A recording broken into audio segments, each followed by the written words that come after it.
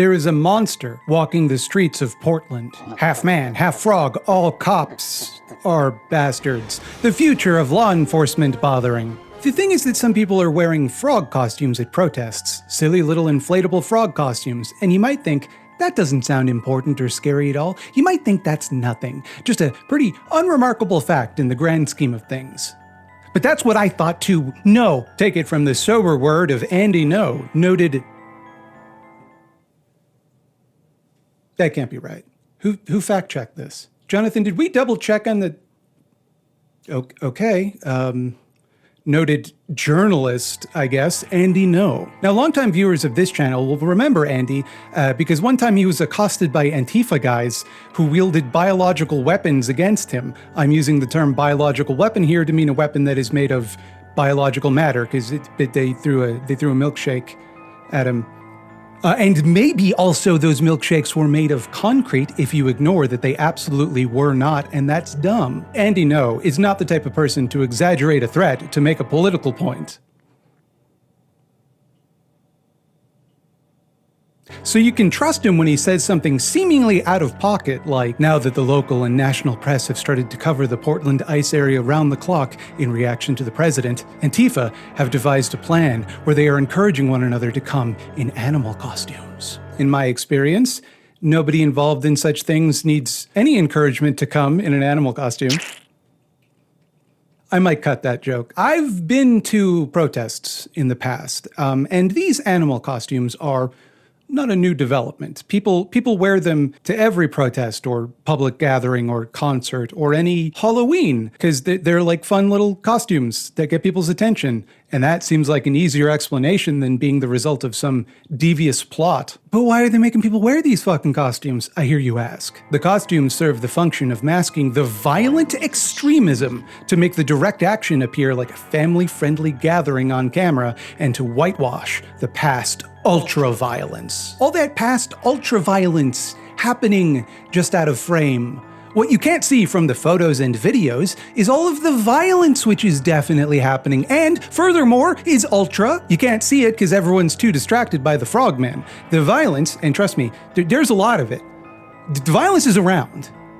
It can no longer be categorized merely as violence. In fact, it is now ultra-violence. And that's a real word, not slang from A Clockwork Orange. It's a technical term which denotes when mega violence and dragon violence battle mode combine with Titanus the carrier violence. There, of course, is violence being done here, but it's not from Antifa frogmen. It's from the ICE agents that they are protesting, who are, quite literally, assaulting and kidnapping people. Like, that's what their job is. That's what they're there to do at best. And that's putting aside all of the ways that they abuse their authority. Even the legitimate use of their authority serves a violent, racist function. To wit, one will note that left out of Ngo's characteristically stellar analysis is that the main reason for the sudden uptick in the popularity of these specific inflatable suits as a protest tactic is because they help repel pepper balls. Pepper balls are ordnance used by law enforcement, which are essentially little pellets of pepper spray that shatter and release their payload on impact.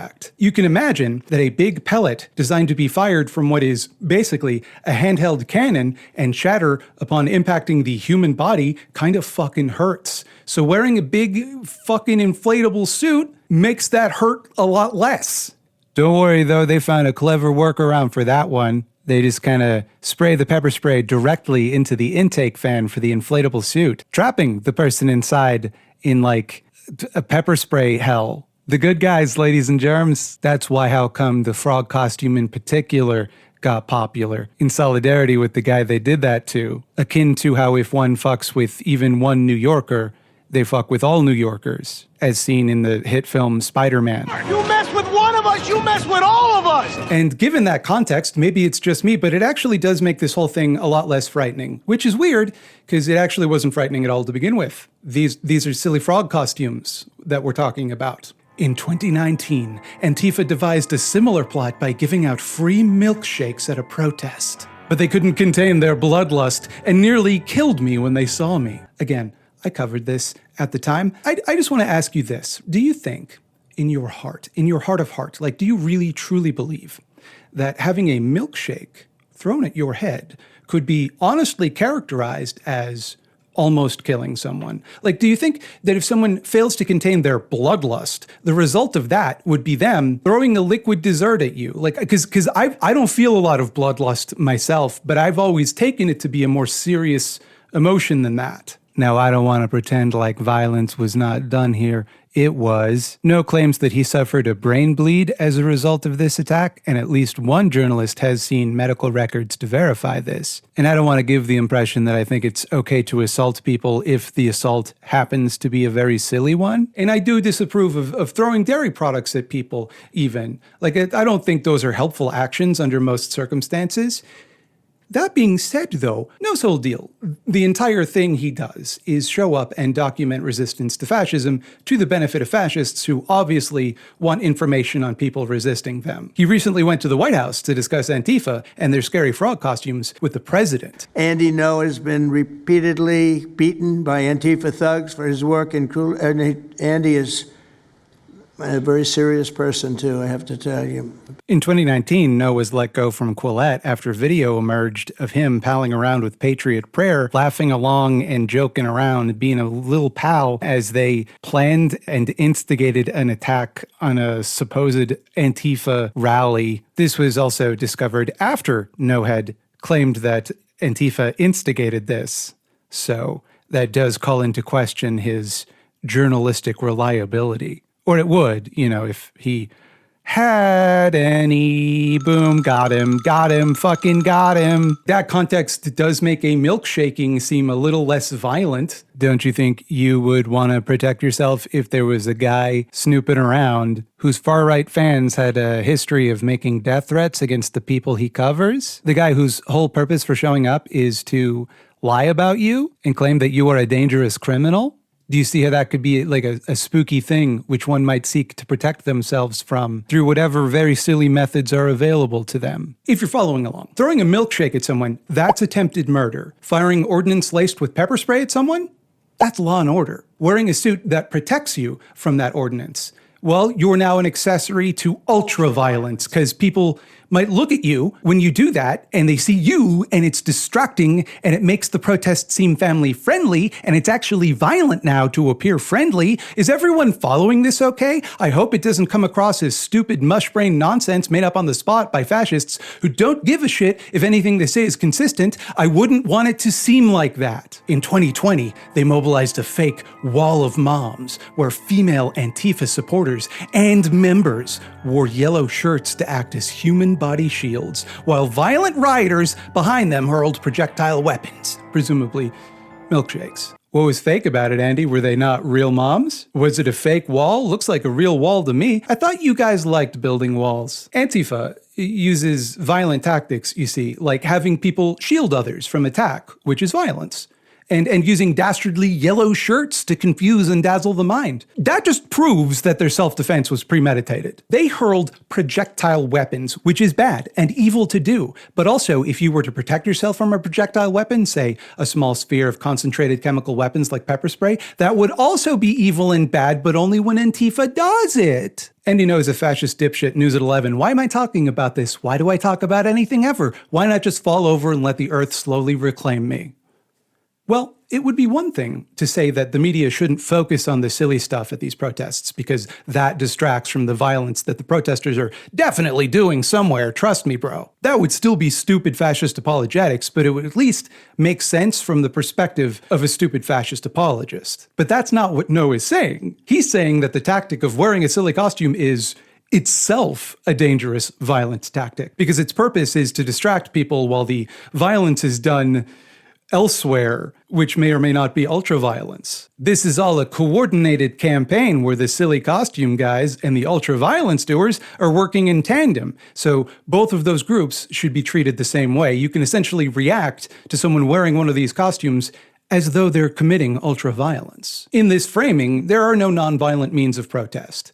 Any nonviolent tactic is done to support and facilitate violence being done somewhere else. If any one Antifa guy, as defined by Ngo, is ever violent, that means that anyone he deems to be their comrade is therefore participating in and culpable for that same violence. And because they're both woke or whatever, that means trans people are violent, and therefore Democrats are violent, et cetera, so on and so forth. They need not actually implicate any of these individual groups in any particular instance of violence, ultra or otherwise. By lumping all of these groups under the same banner, all of their enemies share liability for anything another one of their enemies does. Take, for example, the fear of urban crime that conservatives constantly harp on about now. That fear of urban crime was, in fact, the pretense that allowed the Trump regime to invade Portland in the first place, necessitating this protest. These cities, these urban cities, are so dangerous. Nobody can walk down the street without being immediately robbed, killed, and canceled.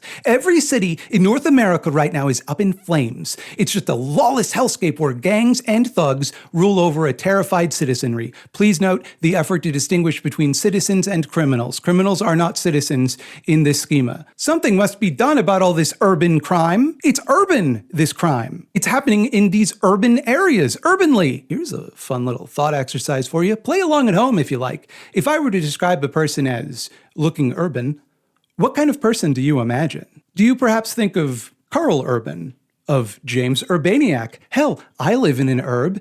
Do you picture lily white little me? Let me ask you another question. If I were to describe music as having an urban sound, what kind of music springs to mind? Urban Dictionary, who ought to know what the word urban means, give one definition of urban as black people.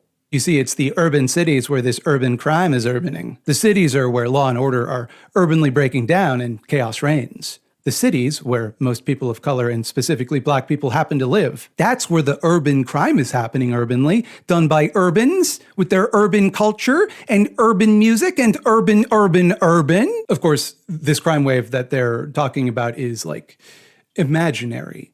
Violent crime has been decreasing for decades in cities and everywhere else for that matter. But that doesn't matter even a little bit. If facts mattered to these shit for brains, they wouldn't think that black people were more likely to commit crimes in the first place.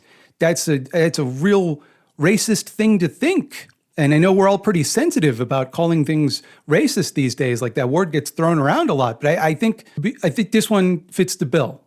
And if you'd like to argue that it doesn't, don't. My point here, and I'm certain I have one, aside from just generally like, oh wow, that's a really racist thing they're all just doing, is they already have a reason that they can use to over-police and repress communities where there just so happen to be a lot of black people. They have cemented in the minds of a particular kind of racist that black people are just innately criminal, that places where black people live are crime places. They don't got to say shit. They can just say city, urban, blah, blah, blah. And their key demo of white racists will nod along, like, because they already low-key kind of think that way. But like, if they wanted to attack, say, gay people, who also tend to live in cities, they couldn't quite use that language, right? Unless those gay people were themselves black, in which case, game on, go for it, I guess. I mean, I don't mean you don't have my permission to do it, because the particular way that gay people are demonized has very little to do with overtly violent crime. People have not been primed to associate gay people or socialists or environmentalists or many other groups that the right don't like with being like in immediate danger of being mugged. If anything, they're often demonized in the exact opposite way, as weak, pathetic soy jacks who pick fights they can't possibly win against the Chads they oppose. Why then the Chads can't seem to defeat them is a paradox left unexplored. The right must therefore create an association between these groups and violence in order to justify the repressive steps they wish to take. And luckily for them, they've already put in the legwork into depicting black people this way. They can just lump their enemies together under some extremely shallow pretext. Doesn't matter what it is. You know, the overarching socialist conspiracy that controls all of their enemies, all of them are working together. They're all united in this vast, confusing plot for no benefit to themselves or one another. And I saw a gay guy and a black guy in the same room one time, and my no-good grandkids complain when I say anything bad about either group, so obviously they're in cahoots. In this process, all of their enemies cease to be different types of people and are congealed into simply the enemy. Anything bad that one of your enemies does, or you pretended they did, shows how bad and dangerous all of your enemies are, and how necessary you are to get rid of them. And I am the only one that can save this nation because you know they're not coming after me, they're coming after you, and I just happen to be standing in their way, and I will never be moving. You can see this most obviously in the way that they demonize migrants. The migrants are bringing urban crime to the border, which isn't even urban. That's how bad it's getting. Our urban crime is now rural. And if that doesn't work, they'll just say that the migrants are black. So you should obviously be scared of them. They will say with a straight face that Somali warlords have taken over Minnesota. And I don't think that's true. Because I think I'd have heard about it if that were true. Those dastardly Democrats love urban crime. They want more of that to happen because of their goals. And the Democrats also support those filthy queers in theory, not in practice. And so the urban crime done by unnamed urban individuals is part of the same treasonous plot to undermine the social fabric that queer people represent. It's a scheme to make life worse for some reason. Now, none of this makes any sense, obviously. It's inconsistent and just wildly dumb. But I really can't hammer this point home hard enough. Like, you really need to hear this part, which is that nothing about that matters. That they could not care less that it doesn't make sense.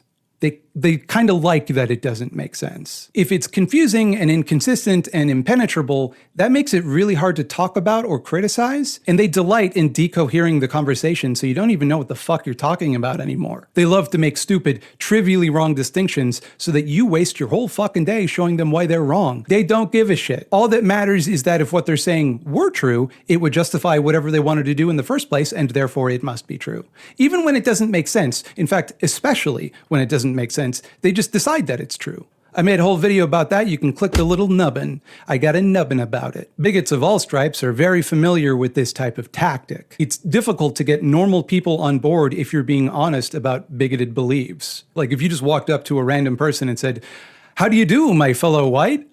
Don't you agree with me that other racial groups are inferior subhumans up top?" They will not high-five you for this. They're going to find this behavior off-putting. You're going to look like a stupid asshole, naturally, because you are a stupid asshole. And this should be pretty obvious, but it is worth saying out loud. The things bigots believe aren't true, like kind of by definition. There's no way to have an honest discussion based on the evidence without that becoming just totally clear. And none of this is to suggest that bigots of any kind are innocent victims of someone else's trickery or that they're not morally culpable for their own beliefs and actions which follow from those beliefs. I would actually go so far as to suggest that in most cases, there's a sort of willful self-delusion where people buy into clearly bogus nonsense in order to get the psychological and social benefits of doing so. Getting access to like powerful social groups and privilege is just more important to some people than like thinking critically, which doesn't give them anything. I do it all the time and I'm miserable. But why am I talking about bigotry, which represents a paltry 80% of the phenomenon I'm discussing?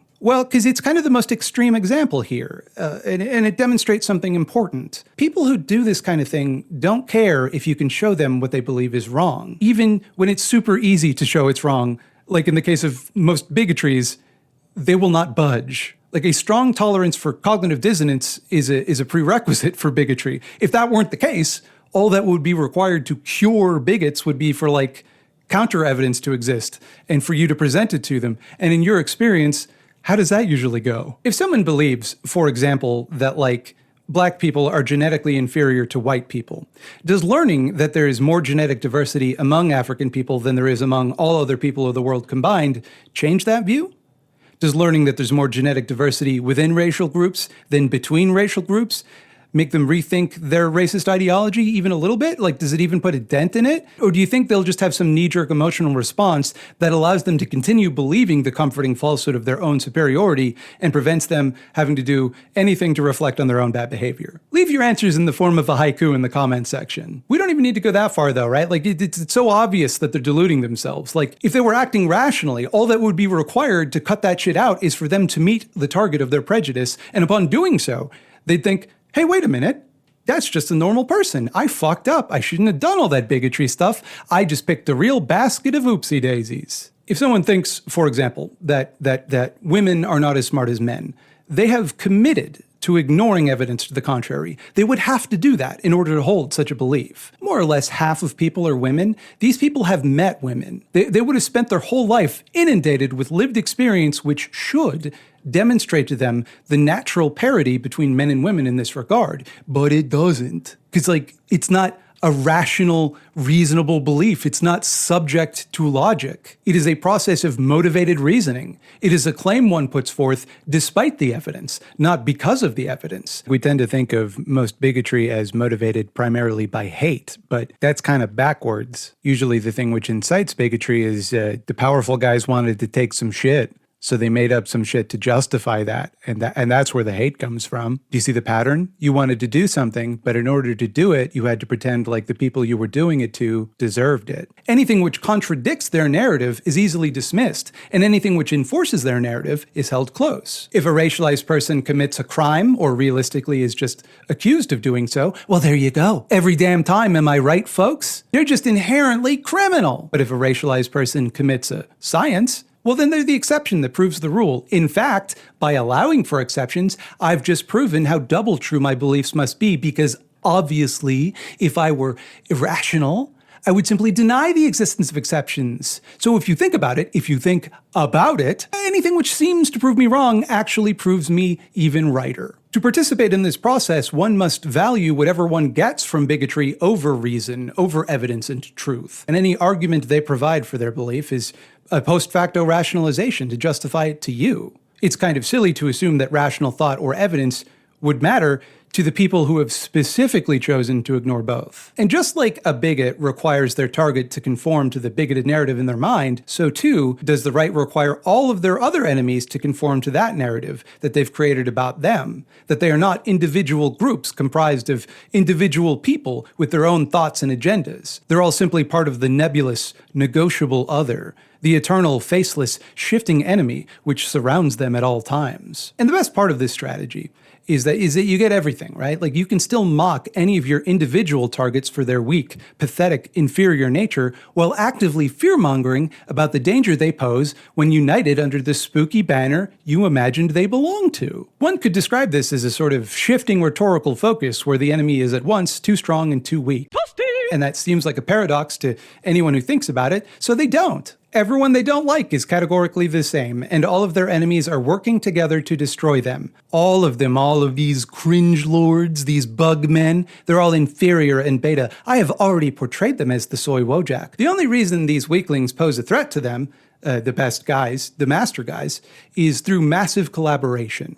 They're a big invading horde descending on civilization. They're like zombies or zerglings or some shit from Helldivers probably. I don't know. I never played it. So the bad guys need to cooperate with one another in order to defeat white Christian hegemonic authority. Hence, any cooperation between groups of people that they are already predisposed to dislike serves as proof, in the mind of a fascist dipshit, of that group's complicity with the nonsense conspiracy they scared themselves into believing. Why else would different groups of people support one another? Why would they do that unless it benefited them somehow? Why would they have kindness in their hearts? No. It's a trick. It's a plot. They're scheming. They're scheming to get us. No one's nice.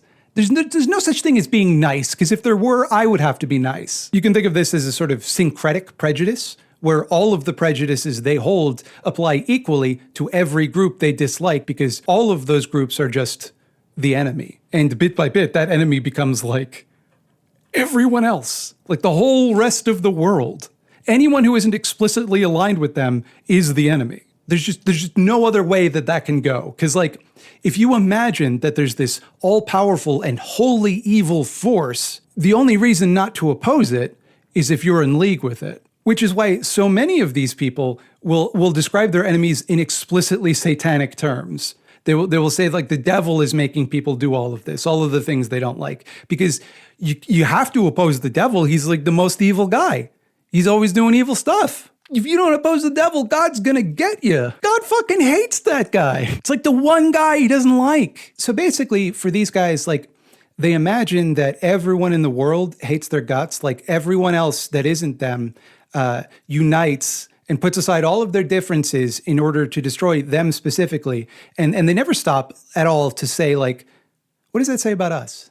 If everyone in the world is willing to put aside all conflict and focus on destroying you, do you really think you're the good guy in that scenario? Or are you the aliens from Independence Day? Side note, obviously, they don't think that they're the good guys. They like to imagine themselves as powerful bad guys, because all of this is a infantile power fantasy for them. They just think they get to be the biggest, most powerful guys, and so they can do whatever they want. And they like that they kind of look evil because they think it's scary, but it's not. It's actually just pathetic. My point is that even in their imagination, everyone agrees that they suck shit and hates their guts. And I get why they're paranoid about that, to be honest, because like they do suck shit, and everyone does hate their guts. And it makes sense why they're worried about people attacking them everywhere they go, because they do spend their whole day, every day, trying to hurt people. And of course, everyone is pissed off about that. Of course, everyone wants to defend themselves from that. It is such a self-fulfilling prophecy. These chicken shits believe they have to crush and dominate everyone else on the grounds that they might be a threat in disguise, just waiting to kick their asses in the future, just the very second they let their guard down. And as a result, they do, in fact, make everyone want to kick their asses. But none of that requires this elaborate web of conspiracies they've concocted. There is, of course, organized resistance to fascist violence, but that organized resistance is insufficient to explain the totality of how many people hate these assholes and agree that Andy Ngo in particular sucks ass.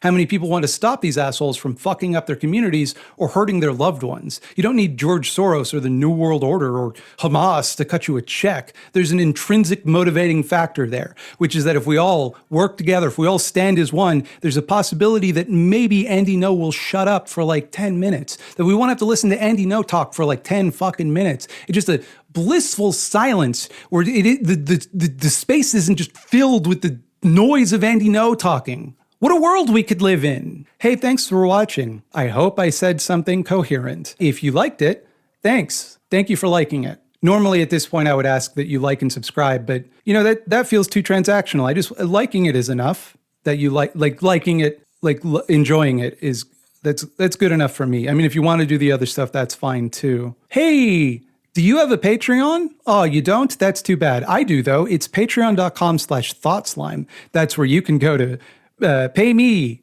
dollars or a different currency. I'm having trouble thinking of one. Rubles?